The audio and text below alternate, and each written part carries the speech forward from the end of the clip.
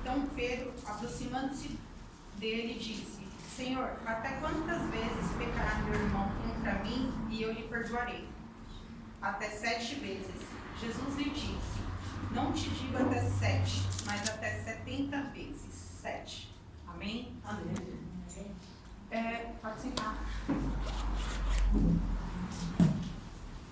Quando eu estava lendo essa palavra em casa, falando sobre perdão, sobre como eu venho o mundo que a gente vive hoje em dia, como estamos vivendo hoje em dia, um mundo de muito pecado, onde acho que muita gente deveria levantar e pedir perdão para Deus todos os dias. Eu acho que todos os dias seria dia para a gente pedir perdão.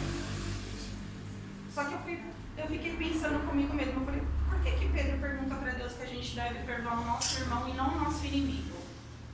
E ali foi eu pensando assim, Deus me ensinando no meu coração, é que a punhalada maior, a dor maior que a gente não vai sentir nunca vai ser do nosso inimigo, sempre vai ser do nosso irmão. Sempre vai ser alguém que é próximo da gente, que sentou com a gente para cear, ou que andou lado a lado com a gente. É ele que vai nos apunhalar e vai ser uma das dores maiores. E eu imaginei Pedro olhando para Jesus bem espantado e falou, mas Senhor, 70 vezes 7 são 490 vezes, né? Tem muitas vezes para perdoar uma pessoa. Só que se a gente for ver bem na palavra, Deus não queria que houvesse limites de perdão. Porque todo dia é dia da gente perdoar alguém que nos machucou, alguém que nos feriu, alguém que não deixou de nos ensinar o caminho certo a seguir. Vou tentar ser bem breve, né? E aí, imaginando que Jesus olhou para ele e ficou imaginando por que ele queria perdoar só 7 vezes.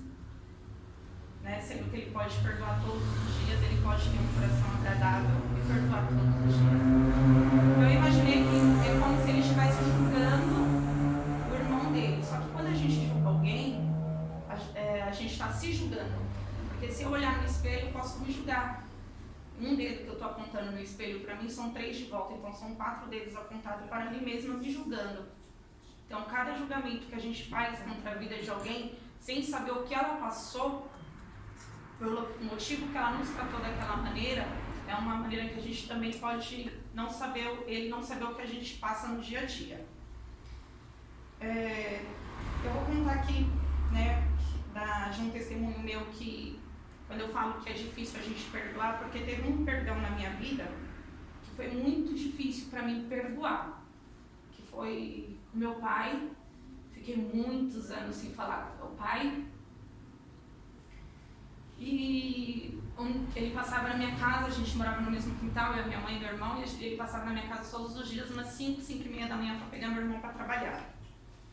E nesse dia o Thiago, ele trabalhava com eventos, ele estava trabalhando, e eu escutando meu pai chamar e meu coração gelado, porque eu falei, eu não vou levantar.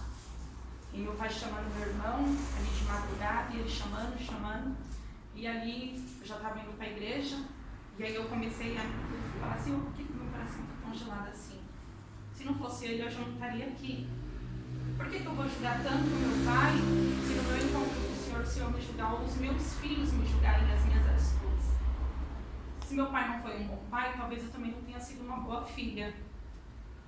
E a gente não sabe porque cada um não trata de uma maneira. E aí eu fiquei, e foi quando depois de 8 anos mais ou menos sem falar com meu pai, foi quando eu voltei a falar com ele, porque ali eu sentia algo assim dentro de mim me perturbando, me incomodando. Eu levantei, abri o portão. A apóstola deve até saber que ali no norte a gente somos criados dando bênção, a gente pede a bênção para o pai, para a mãe, para a avó, para o tio, e assim a gente vai pedindo. E eu levantei, fui até lá fora e falei, benção, pai, e dei um abraço no meu pai. Então dali pra frente eu comecei a falar com meu pai começou a frequentar a minha casa, mas foi um perdão que eu ainda não sentia que havia havido perdão total. E um dia eu estava na minha casa, e aí ele me ligou, acho que ele até estava em casa, ele falou pra mim bem assim, eu nem sei quando foi a última vez que eu escutei isso do meu pai. Só que por ser uma pessoa muito ogra, né, ele falou assim pra mim no telefone, você é chata, mas eu te amo. E fazia muitos anos que eu nem sabia o que era isso. Ouvi o meu pai falar que me ama. Então foi um perdão que passei muito, sofri muito, mas foi um perdão que foi doído, mas eu perdoei. Glória a Deus. Hoje eu consigo sentir a falta de falar com meu pai, de ligar para ele, até mesmo ainda pelas diferenças que há entre eu e os meus irmãos, tanto com meu pai quanto a minha mãe. Hoje eu já consigo sentir falta de falar tanto com meu pai quanto com a minha mãe. E quando eu, há um tempo atrás, quando eu fiquei fraca na fé, né, porque a gente não liberar perdão para si mesmo também, a gente fica fraco na fé. A Kézia cuidava dos meus filhos, todo dia eu chegava em casa, tinha uma folha sulfite ou de caderno que ela escrevia um versículo com Mateus e colava na parede. O dia que eu cheguei, que eu vi aquilo, eu olhei assim, mas sabe quando você olha assim, tô fraca, né? Não vou nem olhar. Aí o Mateus, mãe, você viu o que está escrito? Eu falei, eu vi, Mateus. E a Kézia, Cris, você vai para a igreja? Eu falava assim, eu vou ver, Kézia, eu cheguei tão cansada, peguei trânsito para vir, sair cansada, né? Porque eu já estava fraca na fé.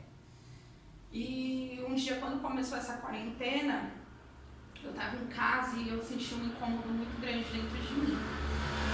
E aí, era algo que eu olhava e falava, gente, estou cansada, acho que estou com esse vírus, será que eu estou com vírus? Aí eu ia pro meu quarto e eu voltava, falei, não, preciso orar, estou fraca. Eu me ajoelhei na minha cama, aí eu orei e fui pedir perdão para Deus. Eu falei, Senhor, todos os dias eu quero pedir perdão para o Senhor, porque a gente peca todos os dias em palavras, em pensamentos, tudo a gente peca. E aí eu fui, me ajoelhei e pedi perdão para Deus. Quando eu terminei ali minha oração, eu pedi perdão para a apóstola por ter me afastado tanto tempo, porque já tinha uns 4, 5 meses que eu não estava vindo para a igreja, sentia muita falta. E pedi perdão para o meu filho também, porque ele participa do ministério aqui com o pessoal louvando, e eu acabei privando até ele de vir para a igreja. Porque ele falava, mãe, posso ir hoje? Eu falava, Matheus, estou cansada, não vou te buscar, melhor você ficar em casa. Então eu acabei tirando até ele do caminho e hoje a gente até paga um preço por isso, porque hoje em dia o negócio dele é celular. Então, eu acho que a gente liberar perdão não é só para o inimigo, mas a gente tem que dar perdão para aquele que nos machuca, aquele que a gente sente a dor maior, que a gente sabe que só dele olhar para sua cara você fala, meu, ele me fez demais, não vou perdoar essa pessoa. É a pessoa que a gente tem que liberar perdão. E não julgar, porque quando chegar no juízo final, se Deus falar para você bem assim, eu vou te julgar pelo jeito que você julgou. Se Deus julgar a gente pelo que nós fomos aqui na terra, será que a gente vai para o céu? Meu Deus, é forte. Ou será que a gente volta e vai fazer tudo errado de novo? E eu vou encerrar, porque eu não sei nem muito falar, foi só o que Deus ministrou no meu coração para falar de perdão. Falar de quando eu perdoei meu pai, como foi, depois de muitos anos, né? Tem 5 anos que eu voltei a falar com meu pai. Quando eu parei de falar com ele, eu tinha 15 anos. Tem 5 anos que eu voltei a falar com ele. Foi assim, perdão, quando eu ouvi ele falar ali no telefone, você é chata, mas eu te amo. Porque lá no norte, lá eles não falam te amo, eles não abraçam os filhos. É uma criação totalmente diferente do que é aqui, do que é hoje em dia. E aí eu pedi para Kelly louvar um hino que eu gosto muito, que eu me identifico muito com esse hino. E assim eu agradeço a minha oportunidade. E as palmas louvam o nome de Deus.